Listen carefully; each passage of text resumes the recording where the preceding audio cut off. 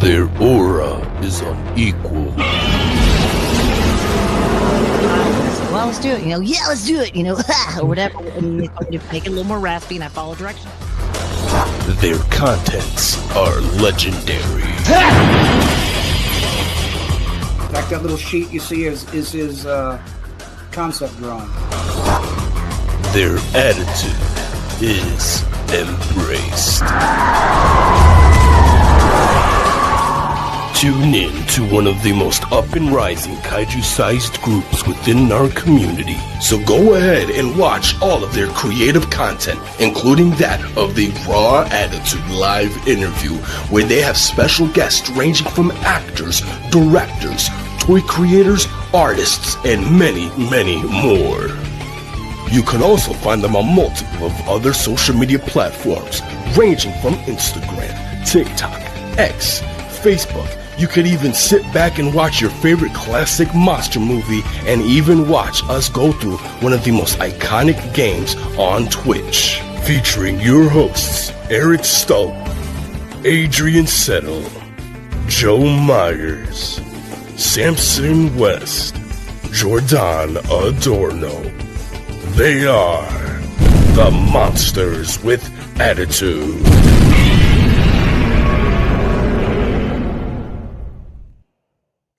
What's going on, listeners with attitude? Welcome to another MWA Raw interview, where I'm your host, Mr. Joe Mama, and joined with me, as always, is Eric Stolp. How are you, buddy?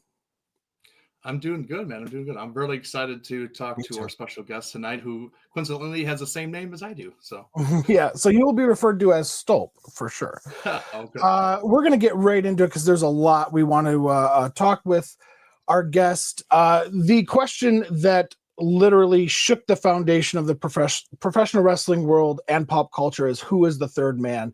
But there is no question on who the third man is with us tonight. Our guest is a former television producer, pro wrestling booker, promoter, and performer. He is a former executive producer and senior vice president of WCW, former WWE general manager of Monday Night Raw, the author of Controversy Creates Cash and Grateful. He is also a WWE Hall of Famer and the only man to beat Vince McMahon. The answer of who the third man is, Eric Bischoff. Done with my best. And the crowd goes silent. Welcome, Eric. Thank you so much. We are so honored. We've really racked our brains because you've done literally probably tens of thousands of interviews. You've been asked the same question. So we're really going to try to avoid it. But our fanboy in us, we might have one or two that we might need to ask, but we'll do our best to avoid the things you've answered a million times. Not to worry. Okay, but my first question is actually about Cody, Wyoming. I just saw one of those visit, Wyoming, commercials for vacation, and it looks beautiful. What made you move there? I had a good friend of mine. He was kind of a big brother / mentor when I was 12 or 13 years old. And he was only 12 years older than me. So, the age difference when you're 12 or 13 and you got somebody that's 25 or 26, pretty major difference, right? But we stayed friends. I moved away after a couple of years and we stayed in contact. And then when I was in my late teens, early 20s, I went out to visit him. I had a quarter horse ranch in Western Pennsylvania. Very successful guy. And he had told, when I went out to visit him, he told me all about this elk hunting trip he took out to Cody, Wyoming. And I was fascinated with it. And I had never been out west. I grew up I was raised in Detroit, lived in Pittsburgh for a minute, Minneapolis. I had never been west of Minnesota. I'd never seen mountains in real life. And I grew up, I'm 70 years old. So for me, the early 60s was television was still such an important part of everyday life. I guess it still is, but not like it used to be, Yeah. And the family would gather around the television at night. We'd all watch television together and look forward to our favorite shows. That's kind of gone. But one of the things that my parents watched was Westerns. So growing up in Detroit, I'm watching Westerns like Bonanza and the Virginian and Gunsmoke. And I'm thinking, man, someday I'm going to go out there. So when my friend, who was at that time probably in his early 30s, said, man, I was out hunting elk in Cody, Wyoming, and he told me all about it. I said, well, next summer, let's meet out there. So that was in 1977. I was 22 years old.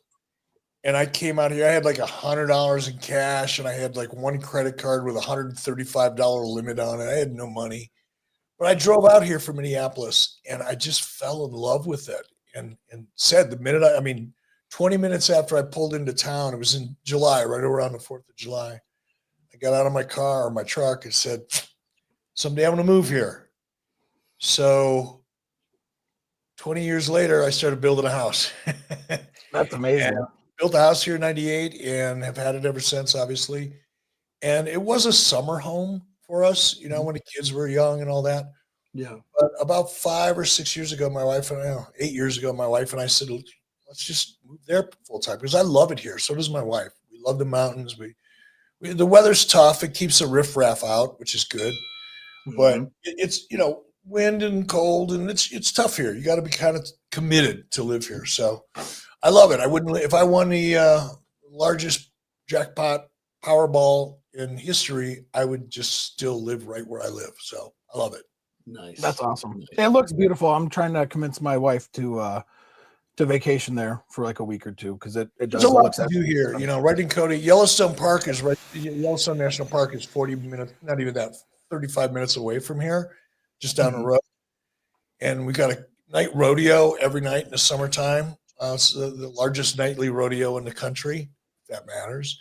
You got river rafting, world-class trout fishing, horseback riding, camping, all the fun stuff.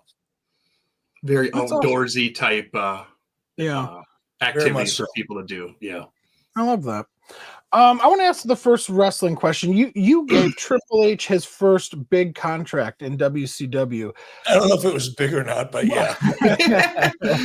he might have something to say about that. But yeah. Well, at least it was probably big to him maybe at the time, Well, it was his first one, and they say you never forget your first, so maybe. That is true. That is true. How has your opinion, if at all, changed on him from meeting him? What was it, 94, I believe it was, all the way until now? I mean, he's taken over after Vince. That's an incredible accomplishment. No doubt. I didn't know Paul very well when he first came in. Dealt with him a little bit, but I didn't deal with wrestling talent back in 1994, 1995. I didn't get involved in storylines until 95, but he was gone by then. So I was more on the administrative side. I was president of the company, but I pretty much stayed out of the creative talent side. And I had people that had more experience than me kind of overseeing that. So I would interface to a certain degree with talent, but never got to know anybody real well. So I didn't have a strong opinion, good, bad, or indifferent, of Paul. Yeah. I was impressed with the way he conducted himself. I recognized early on he was different than everybody else in the sense that, well, let me give you an example. Diamond Dallas Page lived 2 houses down from me, right? 1 house down from me. DDP is a freak over him, and Mick Foley are like the 2 Christmas freaks in the world of professional wrestling. If it was up to them, they would celebrate Christmas all year long. Oh yeah. In fact, I was just at DDP's house, and he's got permanent Christmas decorations up. Oh wow. He doesn't take them down. I'm not lying. Wow. It's incredible. Wow. But Paige had a big Christmas party, and obviously all the wrestlers showed up, and I was there, and everybody was drinking and having fun. And I looked over at Paul, and he's just, drinking a Diet Coke or whatever he was drinking, not drinking any alcohol. Everybody else was hammered and having fun and getting in fights. Being hammered, got his ass kicked that night, and it was just crazy. But Paul was just, sober as a judge and taking it all in. And I did notice that, and it stuck with me. And I didn't really deal with Paul again until I got to WWE sometime in whatever it was, 2000 or 2001. And then we had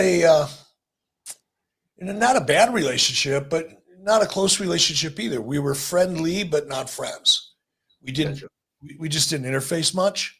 Yeah. We worked together some, and we'd interface them, but it was just all very professional and fun. It was great to work with him because he's talented. I had fun doing it, but we still never really broke that threshold where you get to know each other. And now watching him, actually, I talk to him more now. And I don't want to suggest I talk to him a lot. I don't. We've had a couple of conversations. We stay in touch, via text, which is 10 times more communication than I've ever had with him up until this year.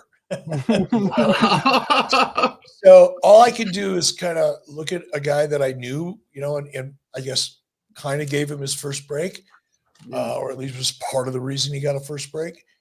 And now I just kind of shake my head and admire what he's doing and what he's done. They used to say, oh, he's a student of the game. What does that mean? Well, it means you're in a great position to take over one of the largest entertainment companies in the world if you take care of business. And I couldn't be more proud for him. I can't be proud of him because I didn't have anything to do with it, but I can be proud for him. And I really, really am. Absolutely. Do you think he gets a bad shake because he married Stephanie? Oh, like sure. It seems like. Sure. Go ahead, bro. I didn't mean to cut you off.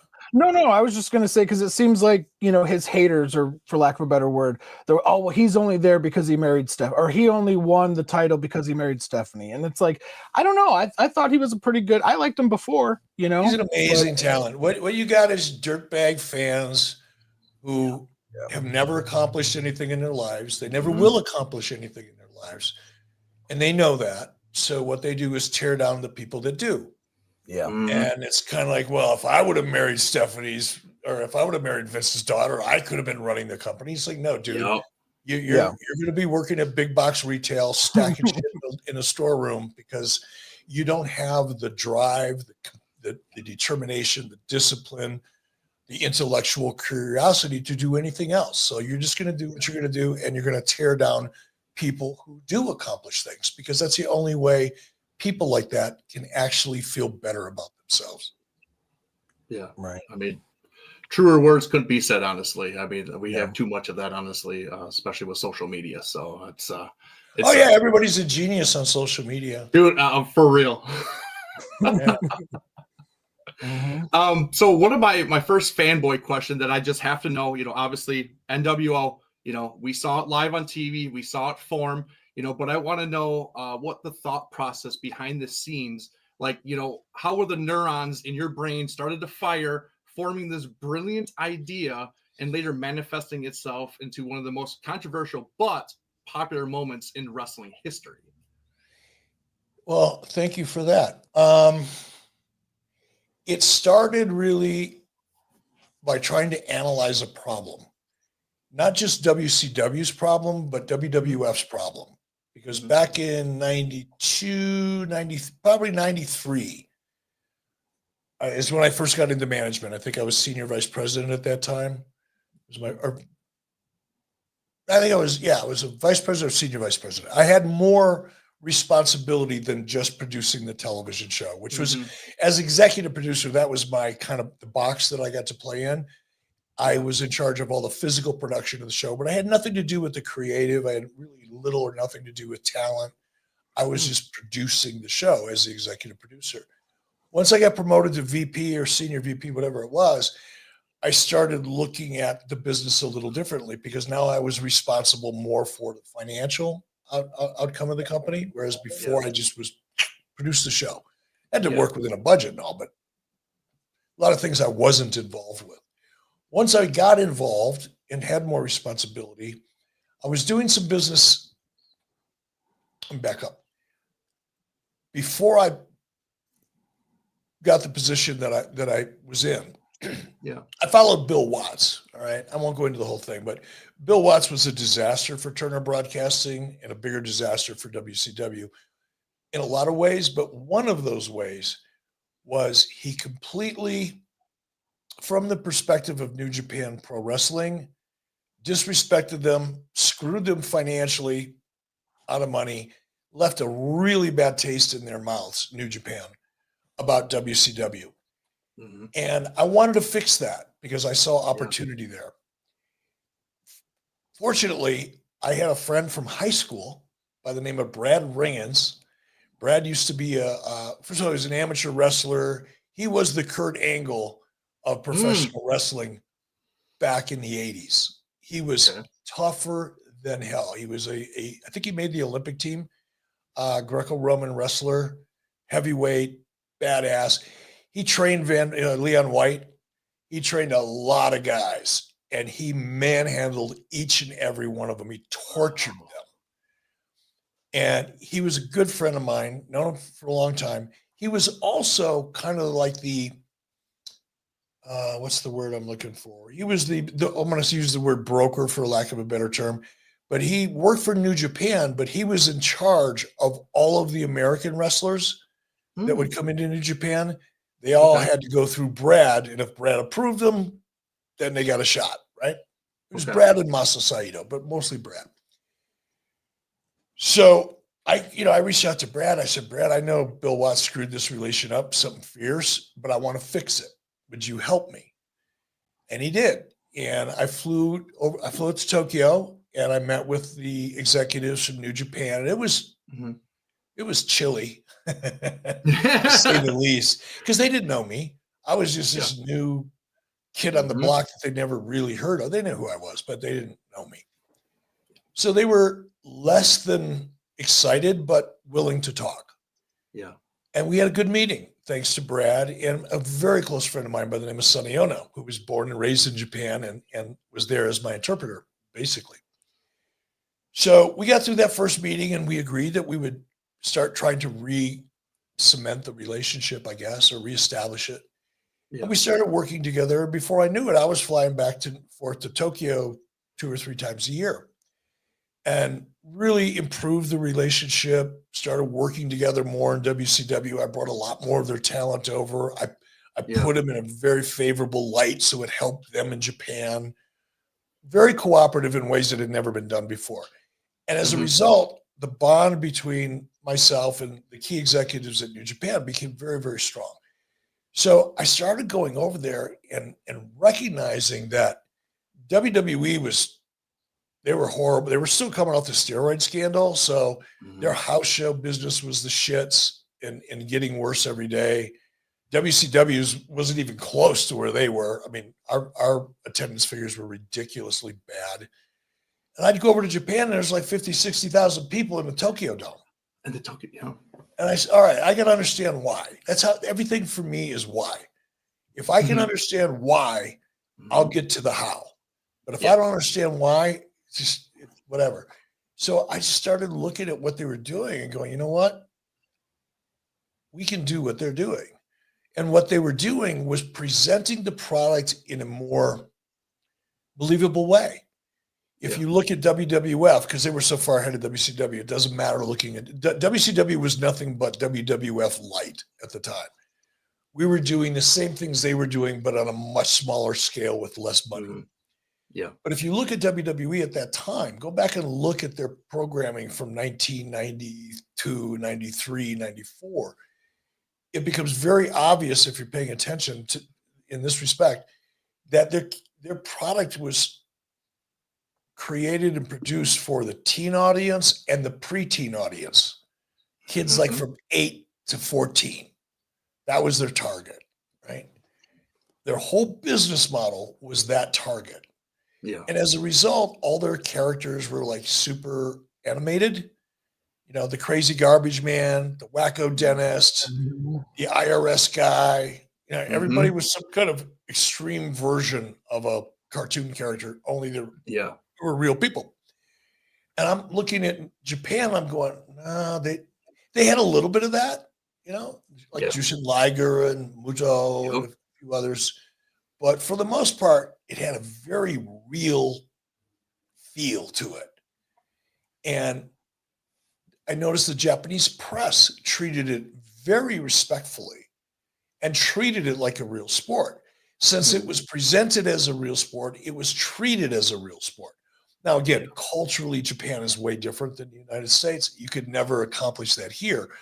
But I just noticed the whole dynamic of the presentation was more serious, more believable. And I thought, that's the answer.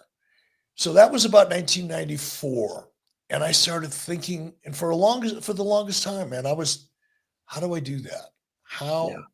I know why it's working in Japan, but how do I import that here? Mm-hmm. So I had different ideas bouncing around in my head over time. It wasn't like an urgent thing. It was like, someday I'm going to figure this out. Yeah. And all these different ideas and concepts were floating through my head for a period of about 6 months or a year.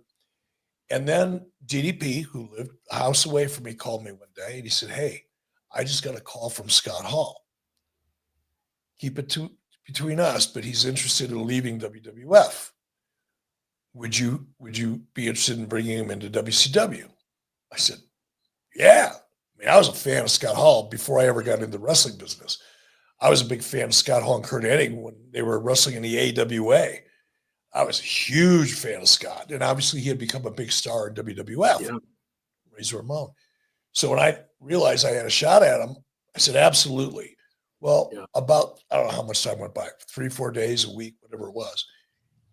Now, I didn't know what I was going to do with Scott yet. I hadn't figured it out. But if he was available, I'd put him on a roster and get there, right? And a couple of days later, I get a phone call from DDP again. He goes, "Hey, Kevin Nash." Whoa. Kevin wanted to know if I'd be interested. Yeah. I said, "Yeah." Once I knew I had Kevin, then the idea kind of just crystallized in my head. And okay, here's two guys, former WCW, and they were vocal about it. Once they left WCW, they got vocal, pissed off, didn't get the opportunity they deserved, didn't get the money they deserved. Nobody made them big stars. Nobody gave them the opportunity. Mm-hmm. Blah, blah, blah, blah, blah. And I thought, well, that's a premise for a storyline. That actually makes sense to me. Yeah. I thought, okay, now I got these two guys. They're coming back, but they're coming back for revenge for not being treated the way they feel they should have been treated. They're coming in to take over and break things. That's a pretty cool idea. And since they were both coming over from WWF, I could play it in such a way that people wouldn't know if it was real or not. True. Therein lies the magic. The magic is the way I brought them in, the things I didn't do that are typically done to promote talent, like vignettes for a week or 2 or 3 weeks, trying to create into. I didn't do any of that shit. I didn't even give Scott Hall an entrance the first time he appeared. He came down through the crowd. And I know that doesn't sound like much, but since it had never been done before, it caught the audience off balance. Yeah. And they were so off balance because they were seeing something that they weren't used to seeing that they believed it was true. Yeah. They believed it was real. They believed Scott Hall came down and interrupted a live match, which has never happened before at that point. I don't know if it's happened since, but it did then. And again, it's another way. Well, that's not supposed. Well, if that's not supposed to happen, it's because this is real. Just in their subconscious even. So that worked really well. And then, of course, Kevin followed that. And the whole story just, in a way, it wrote itself. And, there's a lot of, just low frequency, dirtbag fans out there that live off Dave Meltzer's, every word. And, he stole that idea from Japan. No, I didn't steal it. There is no storyline that ever existed like the NWO in Japan. Yes, there were invasion storylines, blah, blah, blah, blah, but I hadn't seen any of them. I wasn't aware of them. I wasn't watching other wrestling organizations.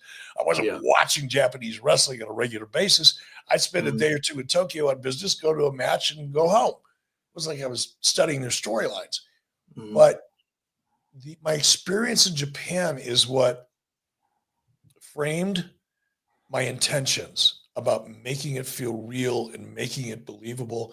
And the fact that Scott and Kevin were available essentially at the exact same time gave me the opportunity to create that story. I know that's a long-winded answer, but I want to make sure I did it. That was phenomenal. Oh yeah. We love hearing that type of stuff.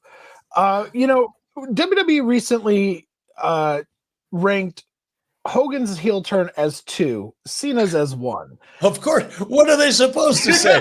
We just did this and it kind of sucked compared to the one that happened 30 years ago. For real. It does kind of suck, right? Like, I mean, compared to Hogan's, I mean, it's just so. But I feel like it's kind of frustrating though, because Cena was a face for so long that it maybe it wouldn't have been as big as Hogan's, but they could have done something. And I don't feel like it's fair to judge it yet or put it number 1 or 2 or even 10, because there's still so much story left to tell. But I just kind of felt like, really, like you're ranking it above Hogan already? Like it just kind of caught me off guard. Yeah, well, I mean, they have to do that. I mean, I would do the same thing if I were in their shoes. So let's not get hung up on the number 1 or number 2. It is wrestling and we do promote shit. So there you go. But that is, yeah. You know, for me, you can't really compare them. There's parallels. Yeah. Hogan was at the top of his game for whatever it was, 20, 25 years. So was Cena. Yeah. The difference is, though, and it's such a big difference, it's night and day, really. It's the build up to it. The who's the third man aspect of the NWO story, for weeks and weeks and weeks, we were wondering who's the third man. So there was such built up anticipation that when it became Hogan or revealed as Hogan, that anticipation that it had been building up, it's like a pressure cooker. And once Hogan turned, the top of the pressure cooker blew off and it just went crazy. John's was more matter of fact, I guess. There wasn't a build-up. There wasn't a story arc leading to it. It just happened. Yeah. That's one big difference. At the end of the day, though, I feel like the NWO storyline changed wrestling in such a dramatic way across the board, not just for WCW, obviously for WCW, but it forced WWE to abandon their teen and preteen business model. And by late 1997, go, you know what, we're going to do what Eric's doing because he's kicking our ass. We're going to walk away from the teen and preteen stuff and we're going to do the Attitude Era. Okay, cool. Yeah. And they did. And they did a great job with it, obviously. But I don't think John's character turn is going to have anywhere near the pop culture significance or the impact on the industry that Hogan's did. I have to agree. Did you hear there was somebody, I don't remember who did the article, but they said that Cena's heel turn made you think, Hogan's made you feel. Do you agree with that? Do you think that's true? Say that again, bud. That Cena's heel turn is making you think, but Hogan's heel turn made you feel. That's funny you say that. I did a TED Talk, 2018, 17, 18, whatever it was. And I talked about how politics is really stealing the playbook from professional wrestling. I saw that interview you did, or that TED Talk. If your listeners go back, just go to YouTube and look for Eric Bischoff TEDx. It wasn't a TED Talk; it was a TEDx talk. Same thing, just different format. Go back and look at that. And one of the things I specified in that TED Talk, that 17 minutes that I was up there, is that the news business used to make you think. They would present information, technically both sides of an issue, but they would present the information. It was up to the viewer to make a decision. They made you think. They made you analyze. Professional wrestling, on the other hand, they don't want you to think, because if you think too much about it, none of it makes any sense and you can't get into it, right? Let's be real. If you look at what's going on in a wrestling match and you look at what would be going on in a parking lot outside a bar at 2:00 in the morning, there's no similarity whatsoever. Right. Or a boxing match or an MMA ring or any other way, right? But it's highly entertaining. wrestling made you feel, news made you think. Now we've done a complete flip-flop. News is making you feel, and everybody's analyzing wrestling. It's just, it's crazy, but I'm glad you said that. That's funny. I'm going to look for an email here, and I don't mean to be rude. It's actually a post, but it's germane to the show, and I want to show it to you because it's a new book that just came out today. Oh, just pull up his name. He's a sports writer for ESPN. His name is Mark Raimondi, and he's got a new book. I'll pull it up here. I don't know if you can see it. Yes, I saw that post from you. Yeah, they love that, guys. Nice. Coming out. And now this is an advanced copy. I haven't had a chance to read it yet today. I will, but say hello to the bad guys. And if you look closely, it's how professional wrestling's new world order changed America. Yeah. Now, I haven't read the book yet, but Mark flew out to my home about 2 years ago to begin the process of writing the book, to interview me. Yeah. And the book is really about the NWO's effect on pop culture in America. People don't realize the dramatic effect that NWO had, not just on wrestling, but on film, television, and pop culture across the board. And Mark dives into that in this book. I don't think there'll be a book 25 years from now about how John Cena's turned. I don't mean to be disrespectful because I love John Cena. I think he's just such a class act. And I've got a very strong, favorable opinion about WWE as well and the people that are running it now.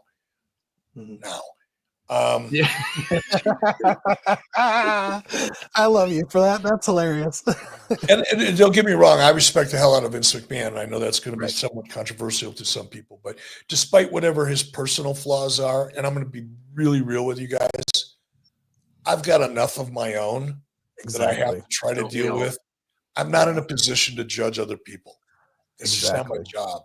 I don't do that. Every single one of us have something we regret or feel guilty of. I mean, and if we're really super honest, and you're in the bathroom by yourself, looking in the mirror, what your flaws are. Things that are flawed about you that you don't even share with the people closest to you. We're human beings. That's the nature of a human being. Yes. And as a result, I don't judge, or I try not to. I work on it every day, but I don't judge. But you can't take away, aside from the horrible things that we read, and it is horrible. Sure. I'm not dismissing it, but just set that off to the side. Look at what Vince McMahon accomplished from late 70s, early 80s, really, to where WWE is today. Because we can talk about Triple H, we could talk about Nick Khan, we could talk about Ari Emanuel, we could talk about an amazing team of people that I've known for 20 years that are still there, and they are amazing human beings, are good human beings, and are so talented. But you can't take away what Vince McMahon accomplished. Yeah. If it were not for Vince McMahon, you and I would not be, none of us would be speaking. There wouldn't have been a WCW. There wouldn't have been an NWO. There would have been no reason for Ted Turner to get into the wrestling business had not Vince McMahon established what's possible. Exactly. So I want to be clear about that. That being said, I don't think 25 years from now, people are going to be looking at anything that's going on today and go, wow, that really changed pop culture. I think wrestling in general has changed pop culture. Obviously, the NWO did, according to Mark Raimondi, but that turn is special. The Hulk Hogan turn, there'll never be another one like it. Absolutely. A lot of that just has to do with timing. Anytime you're first at anything, the first time we bring, guys come in and they don't come through the tunnel and they come through the crowd and they tease through the third man. I mean, all of those things I was able to execute largely because of the timing, the nature of business at that time. It would be really hard. You could do it again. It just wouldn't have the same impact, I don't think. Yeah, absolutely. I agree. I agree. And it's funny how we're talking about this because actually it leads into my next question, which coincidentally, like, do you feel like you had a hand at where wrestling has gone and the trajectory that it's gone because of the NWO and what you did in WCW? Because I don't think you get the recognition that you deserve because of what you did. Like, do you feel that way? 100%. And look, I know when I talk, when I do interviews and I get passionate about things, I come off fairly strong and opinionated. And sometimes I am, and sometimes it's just the way I talk and I'm not really sure I'm right. It's just what I feel in the moment. Yeah. And I'm usually 50-50. I get it right half the time, I get it wrong half the time. But when it comes to that question, I'm 100% sure that it had not been for Eric Bischoff, well, back it up. Had it not been for Ted Turner, Eric Bischoff, Nitro, the NWO, and the massive change that Nitro forced upon the wrestling industry, including Vince McMahon, who went kicking and freaking screaming until he had no choice because he was going out of business, to adopt the formula and presentation that I've been kicking his ass with for 2 years. Anybody that's honest and reasonably objective, and I know I'm not objective. I'm a human. I'm a little biased, obviously, but I think I don't have an emotional stake in this anymore. My ego doesn't care. My self-worth isn't affected. My mood isn't affected. It just doesn't matter what people really think. Yeah. And partly because I'm 100% sure I'm right. Had it not been for the things that I did, WWE would not be the company it is today. Absolutely. Well, and I think it's proven with the fact that you are the one guy that beat them. I mean, yes, you had a team and you had a talent, of course, but like, it wasn't, with all due respect to Paul Heyman or Dixie Carter or, any of them, like they didn't do it. You did. So, well, I did it, but it's how we did it. We did it by changing the formula. Wrestling had always had the same formula.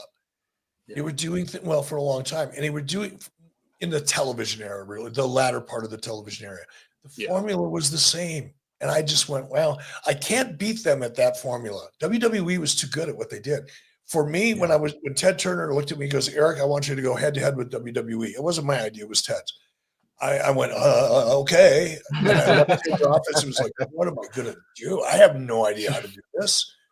I was forced to think differently because I knew I couldn't beat them at a game that they perfected, going after teens and preteens. There's no way I'm going to take that audience away from them.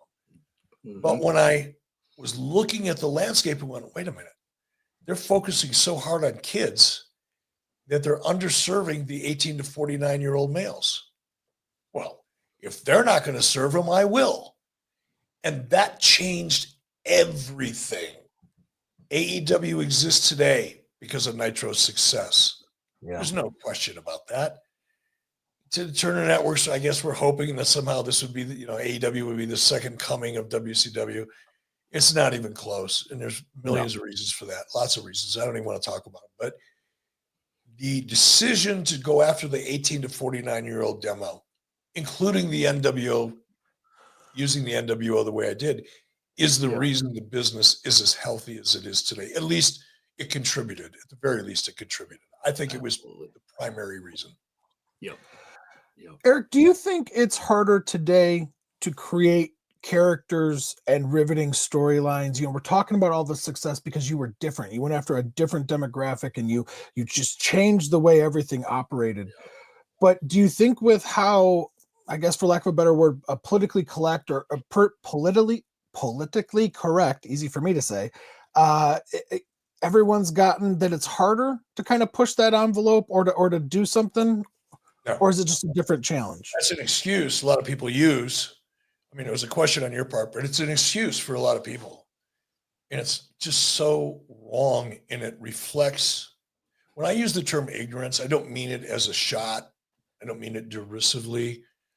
I mean it in the literal sense of the word, which is lack of information and or knowledge. This is the dictionary definition of ignorance, right?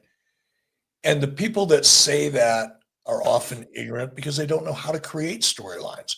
Most of them talk about storylines, but they don't really know what a storyline is. It's like going to the store and getting a can of mystery soup. You know there's soup in that can. You don't know what's in it. You don't know how they make it. You're hoping it tastes good, right? Storytelling, there's a book by an author. He's since passed. The author's name is Joseph Campbell. I encourage anybody that's interested in wrestling storylines or wrestling in general to read that book. It's called The Hero's Journey by Joseph Campbell. And I won't go into the whole book because it'll be boring as hell, but essentially Joseph Campbell talks about storytelling since the beginning of storytelling time.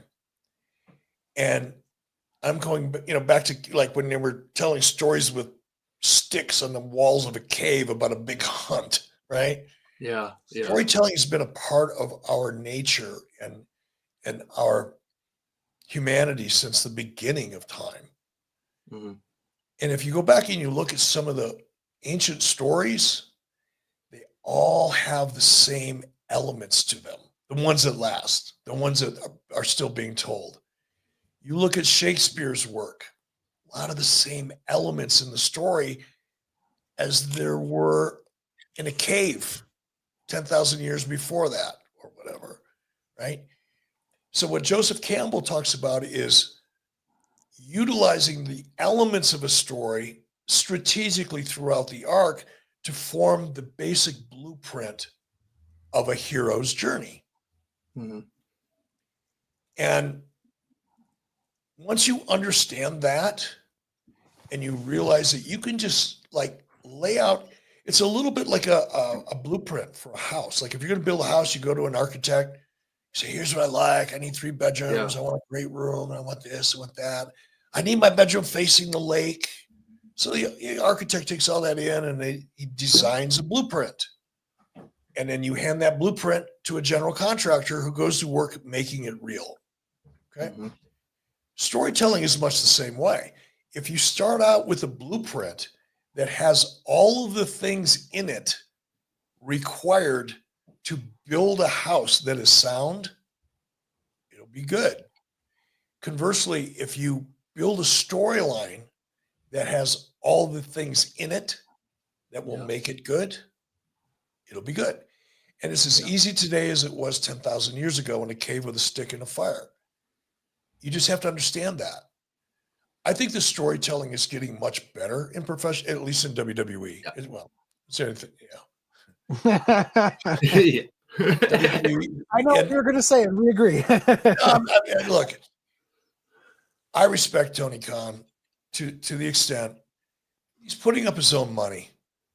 He's doing what he believes, or whether he believes it or not, he's doing what makes him happy. Yeah. Who am I to crap on that? And I know I have been for a long time because I was frustrated. It's like, my gosh, you've got such a huge opportunity and it's so easy to fix. But for whatever reason, and it's not just me, there are other people telling him the same thing, but he's just determined to do it his way. And I woke up about a month ago and went, you know what?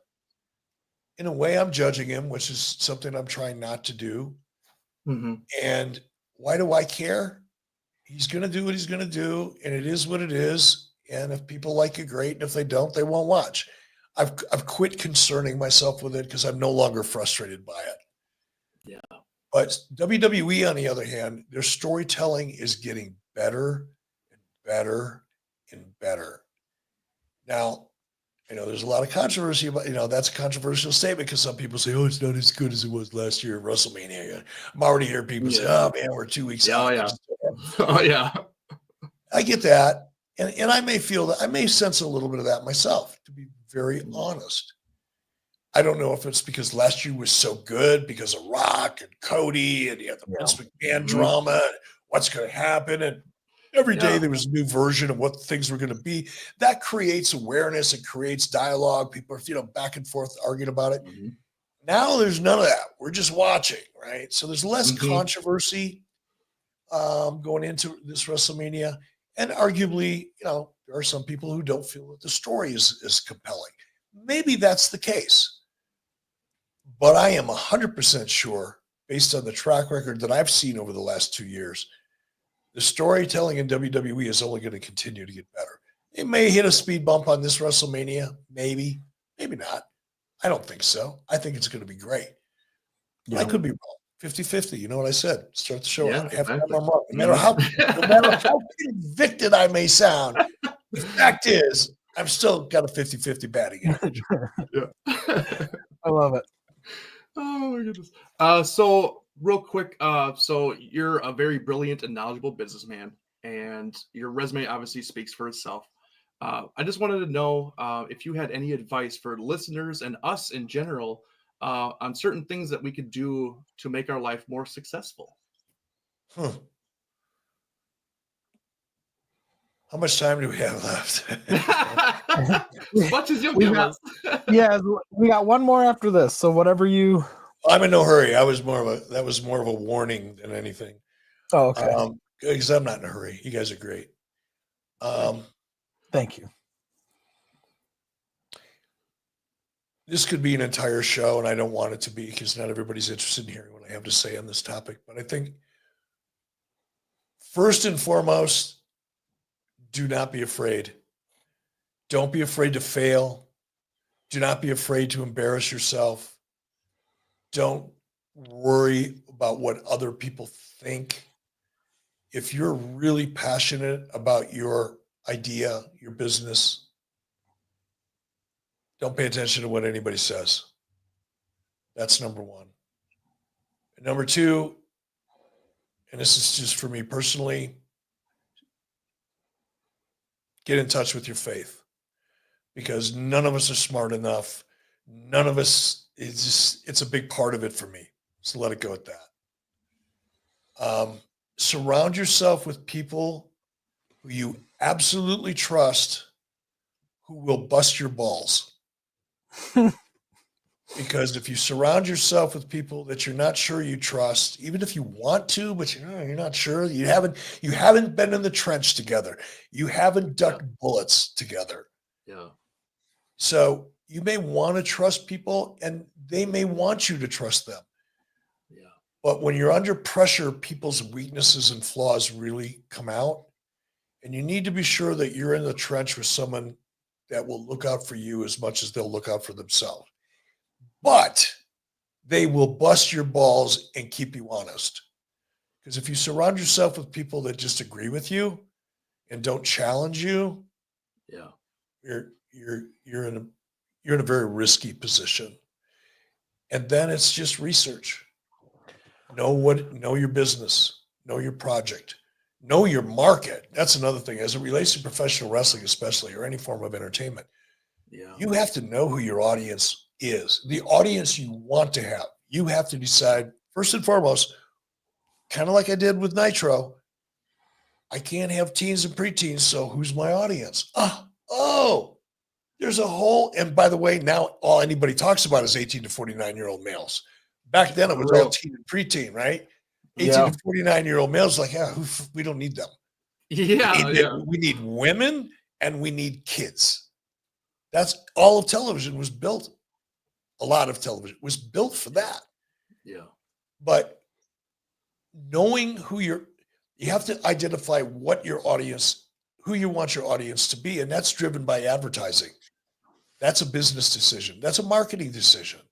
Mm-hmm. But if you don't know who your audience is and what they like and how they think and the products they buy, the music they listen to, it's more than demographics, it's psychographics.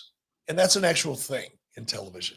Everybody talks about demos because, guys like Dave Meltzer and other, kind of parasitic wannabe journalists, they read, Advertising Age, or they read Variety, and they pick up some buzzwords and they read a few articles, and before you know it, they're out there convincing everybody they know what they're talking about, and they don't. But if you really sit down and talk to a very successful, astute producer, they'll tell you, man, you've got to know who your audience is, because otherwise you're throwing darts in the dark. You're producing a product that may or may not hit the audience that you think you might want, but you're not sure. Yeah. That's one of the issues with AEW. I'll give you an exercise. This is not beating them up. It's just a fact. Look at their TV show tonight. Is it tonight? Is tonight Wednesday or Tuesday? Yep, today's Wednesday. Oh, wow. Time flies when you're having fun, bro. I've been having a great couple of days. I've got a new project that's going to be announced in about 10 days that I am so excited about. I cannot wait for this. It is a full circle moment in my life. Oh, I mean, well, that's awesome. I'll let it hang on that. Yeah. This is a full circle moment in my life and in my career, and I'm so excited about it. Well, and early congratulations to you. Thank you. And I'm going to take it because it's been a haul. But yeah, it's knowing your audience and really understanding who you want to watch your show. But if you, like I said, go back and watch AEW tonight, just look at that crowd. It's 80% male, very few women in there. The crowd will speak for itself. And then look at a WWE crowd. Forget about what's going on in the ring. It doesn't matter in this example. Look at the two crowds and you'll get my point. Yeah.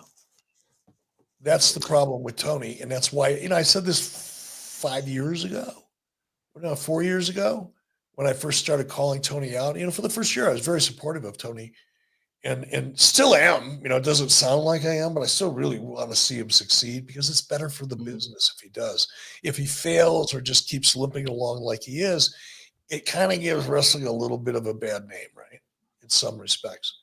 So I want him to succeed, but the issue is he doesn't know how to produce a show for the audience that he needs. He's producing a show for himself, for his tastes, and unfortunately that audience is continuing to deteriorate. I called it out 4 years ago. I explained why it was, and then I was making a prediction. If they don't do this and this and this, here's what's going to happen. Virtually everything that I've said was going to happen 4 years ago has happened. It's like I had a crystal ball. Yeah. So, and maybe that'll change. Maybe Tony will wake up one day and go, you know what, this isn't as much fun as I thought. Maybe there's a better way. And hopefully that'll happen, but I don't see it. Yeah. Eric, one last question. We want to be respectful of your time. You're going to have more time. Don't worry about it. I'll tell you when it's time to go. When my wife texts me and said, where the hell are you? I'll let you know. Well, we appreciate that. Well, then I got to change my question because the last one was the good one. So your son and daughter have kind of the other questions were all right. Why are you being so hard on yourself? Well, the last question is you'll understand when I ask it. It really is like the final question.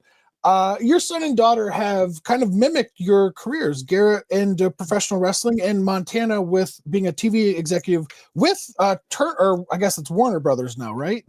It's not Turner, but no, she was with a company called Shed Media.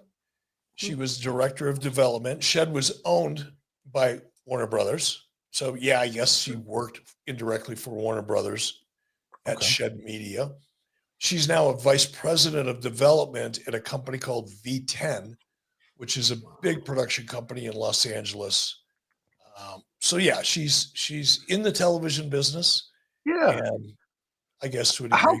How cool is that your kids are kind of like mimicking your business path? Like that's got to be a kind of like a proud dad or proud whatever moment. There's so many things that I'm proud of my children about that, although I am proud of that, and it does make me feel good because clearly it left an impression on them and they decided to pursue it, which I guess is kind of like I did an okay job.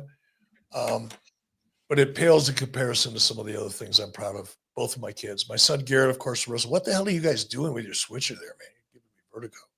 Is that you? Because my screen keeps shifting and Oh No, no, you guys aren't doing anything different. Okay, Nope. then it's my screwy computer. As long as it looks good on your end, I don't care. Yep. Garrett got into the professional wrestling. I tried to talk him out of it. Really, really hard. Tried to talk him out of it, but he was determined to do it. And I was fortunate enough, thanks to Dixie Carter, I was in a position where I could make it happen for him and make his dream, getting that opportunity come true. He wrestled Kurt Angle. He wrestled Ric Flair. He worked with Sting. He wrestled with Jeff Hardy. You know, AJ Styles. I mean, I don't know if he ever actually had a match with AJ or not, but he got to work with all those guys and got to know them. And it was a really cool thing for him. And I'm, obviously glad that I could help that. That's amazing. That's really cool. Sorry, Eric, I know you're going to ask a question. My wife and I are expecting our first kid in August. So good for you. Thank you. Yeah, it was a little bit of a hard process, but God blessed us. So we're very excited. But I'm very happy for you because you're going to hear everybody say this. People like me, oh man, it's going to change your life. Oh, you're so blessed, and you are, and it will. But there's nothing I can say or do that's going to come close to how much it's going to change your life in a positive way. Yeah, I already get emotional about it, and my wife's like, "Really? Like he's not even here yet?" I'm like, "I know, but just if he were to follow even remotely or like think highly enough of me to do something, that would just be like the biggest compliment." That's why I kind of asked that question because I just it was such a cool thing, and Garrett was not planned. Garrett was the result of a night out with some other friends of ours, and we were out drinking and celebrating, and things took a turn the way things took a turn, and it was whatever. And we weren't married at the time. My wife Lori, came to me and said, "Here's the deal. I'm pregnant. I'm going to have this baby, but you do whatever you feel you need to do." I said, "What is that?" Of course, we're going to have this baby together, of course. And it changed my life so much. I remember right after Garrett was born, he would lay on my chest. Hard to imagine now. He would lay on my chest, and I was so afraid. This is my fear then. It's like, for real. When he's a year old, it's like, oh, this is so cool. I don't want him to get a minute older. I want him to stay just like this because this is so good. It can't possibly ever get better. Mm-hmm. And then about a year later, I would say, oh man, I hope he doesn't get any older. I would just, if there's a way I can make him stay, it's like, my dog, if I could keep my dog a puppy forever, it would be great, right? Mm-hmm. I felt the same way about my kids. I used to say, maybe if we don't feed them, they won't get old. Maybe we can slow it down by just cutting their fruit in half. Dude, for real, yeah. I wasn't serious, but you know what I mean? That's so funny. What I found was, and this is the point, is that to this day, it still keeps getting better. It just gets better in a different way. But our relationship, my wife and I both, our relationship with our kids has not diminished since they were born. It's only changed. Mm-hmm. I love that. Thank you for sharing that, Eric. And Eric, other Eric, I'm sorry for interrupting your question. No worries. I have kids of my own, and I absolutely know what you're talking about. It's funny because when I first held my daughter, I'm 6'4", I'm almost 300 pounds, so I'm a big guy, and just holding this little thing, I was scared of breaking her, honestly, because I could fit her in the palm of my hands, and but just seeing her grow up, she's almost 10, her birthday's coming up, and it's just like, just freeze for a moment so I can relive the moments that we've already gone through, because it just seems like it's going too fast. It does go fast, and that's here's the downer, guys, or at least for you, well, for both of you, because you got one I almost said one in the oven. That would be really disrespectful, but you would know what I mean. Yeah, you got one coming. Yeah. The time does go by, so just man, if you could teach yourself to be present. And that's really just focusing, being just shutting out all the noise, and don't think about things that you got to do tomorrow or this or that. Just when you have time to be with your kid, shut out the rest of the world, make eye contact, really, really talk. because that's what's the most important. That's what they'll remember 30 years from now. Those are the things that will help them learn and grow and have confidence, which is the most important thing, is self-confidence and self-respect. Oh my gosh, yes. Those are the two things that change everything in someone's life, the outcome of a child, confidence and self-respect. And if you could teach that by being close and present and being a decent example, the rest of it's pretty easy. Yeah, absolutely. Oh, well said. Well said. Switching gears here, other than yourself, who do you think was the most pivotal person working alongside you to help bring WCW to new heights and the next level that really put them on the map as like the best wrestling brand on TV?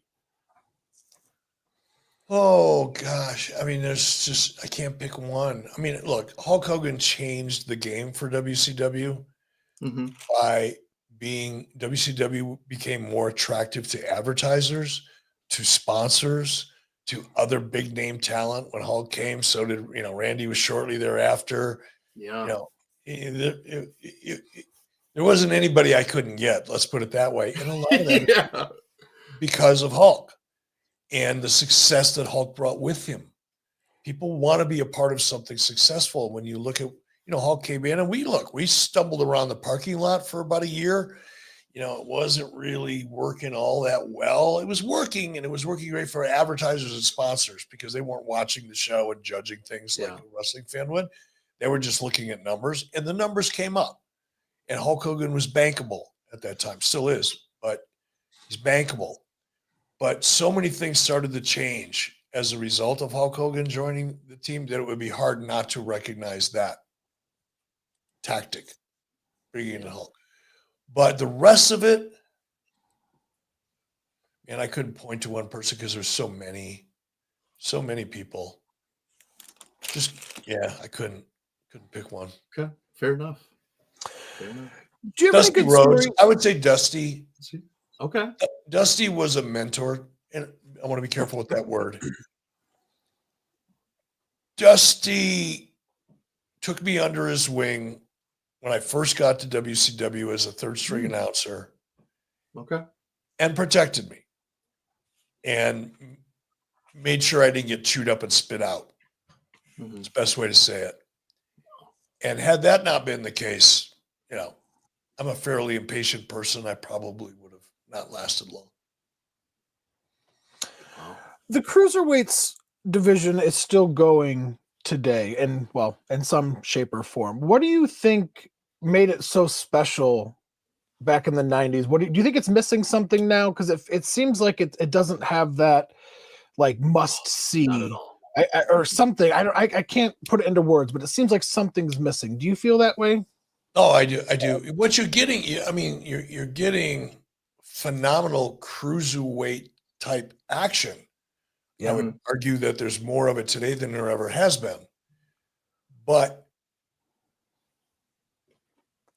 I think what made, again, we did it first. Not that there wasn't junior heavyweights and lightweight and all that. That all happened. Yeah. But when I made a conscious decision and intentionally created a division and put a weight limit on it so that it felt special, it made the audience feel like, okay, we got these big guys and that's cool, but this other division, it had an identity, it had a personality, it had a character, because it was populated with a lot of luchadors, a lot of Japanese, guys that had a completely different style than the Hogans and the Halls and the Nashes and the Steiners and the DDPs and the Lugers and the Savages, right? They all had for lack of a better term, a similar presentation. 250-pound guys, right? Mm-hmm. The cruiserweights, and the reason I created that division is because I needed a different type of presentation. I needed action that looked different than the rest of the show. Mm-hmm. Because it's the sameness, you have the same style of presentation. Everybody had the same move sets. Yeah. The only thing that was different was the names and the gimmicks. The cruiserweight division brought a whole different flavor to the menu. Mhm. And that's why it stuck. And again, we did it first. We did it, every Monday night at 9:00 because I didn't use it to open up the show. I didn't use it to close the show. I use it at 9:00 because there's a big transition of TV audience, or there used to be at that time. You were watching one thing at 9:00, it's over, you're going to look for something else. I wanted people, when they went to look for something else, to see incredible athletic, dynamic type of presentation that they're not used to seeing. So they would go, "Ooh, I think I'll camp out here for a while." You talk about sameness and different. Do you think that hurts it today? The fact that you can see a Hurricane Rana or a triple, whatever the hell, at the beginning, the middle, and at the like, everyone's doing it. Do you think that it doesn't feel unique? It doesn't feel special anymore. Yeah. And look, it's still fun to watch. It doesn't mean that it's not effective. It just doesn't feel special. Yeah. Mhm. Yeah, I agree. I'm curious, like, you did broadcasting, you were one of the announcers, and I loved you as an announcer. You're one of my favorites, honestly.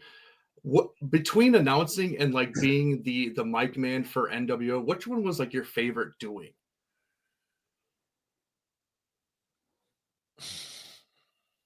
I really enjoyed announcing.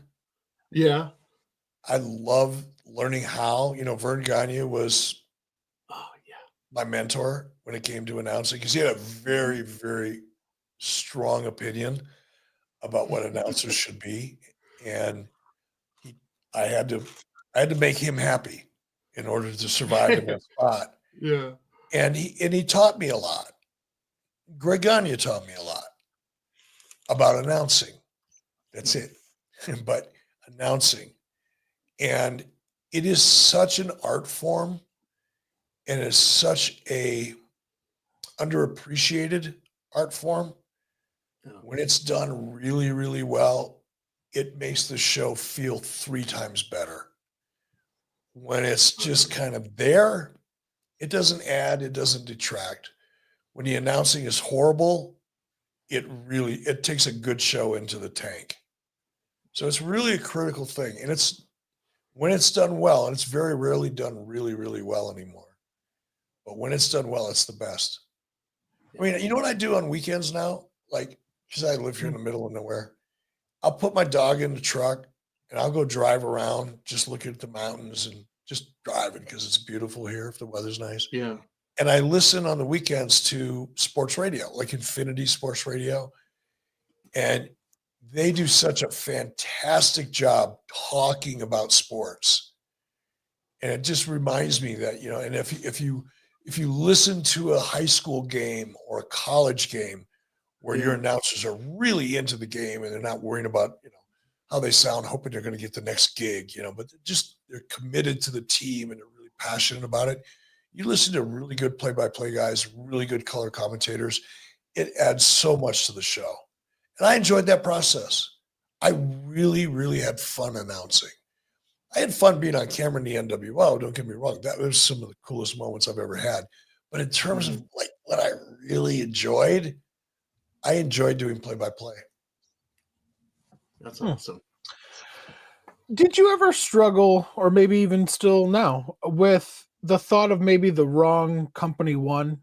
And what I mean by that is, like we've touched on throughout this interview, you were so unique and special because you did so much first. You went live, you had a heel authority figure. You could make the argument DX is a kind of a ripoff in a sense of the NWO. Did you ever struggle with that of like, no, like that WWE just copied me and we happen to be on a down and they happen to be on an up? Like, we were better. And I don't say that to blow smoke. I say that legitimately as a fan of WCW and yours, that sometimes I think that. And I love WWE now, with all due respect to them. So do I. And yeah, I mean, have I thought about it, or did I think about it back then? Of course. It's like mind-boggling to me in a way. But more because of the way Turner executives treated wrestling. There's another new book coming out by Guy Evans, who wrote Nitro. I don't know if you guys read that book. If you haven't, you should. Number one, but it's a big commitment because it's a big book. It is a big book. I just talked to him today, and he's got a new one coming out in a couple weeks that goes into great detail exposing. I've been saying since I've been doing podcasts about how Turner wanted WCW to fail and made sure financially it looked like we were losing money because they were taking expenses from other divisions of companies and dumping it onto WCW so they had an excuse to get rid of it, right? And again, wrestling fans are like, oh, you're just making that up. It didn't really happen. Well, it happened, and Guy Evans is bringing receipts, and it's undeniable. That kind of thing frustrates me because I got a pretty bad rap. People were just buying into the bullshit about WCW lost $60 million or $90 million, whatever it was. It's a lie. But it's been the narrative for 25 years and will be the narrative until this book comes out. And then the only people that will hold on to that narrative are the people that have invested so much in it that they don't want to look stupid and admit they were wrong. Yeah. That's one of the things I love most about listening to your podcast every week is when you guys actually break down like, hey, I was blamed for this, but here's the facts A, B, and C. Like, that's bullshit. Like we did a record. I screwed up enough stuff. I made enough mistakes. I made enough bad choices.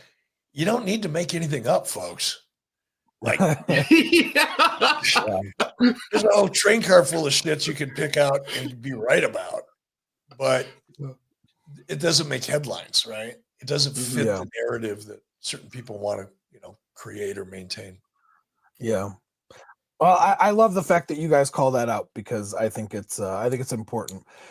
Eric, one last question. When the good Lord writes your final chapter, what do you want your legacy to be professionally and personally?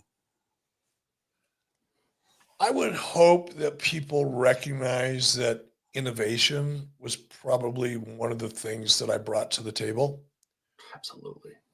More than anybody else other than Vince McMahon, to be honest. I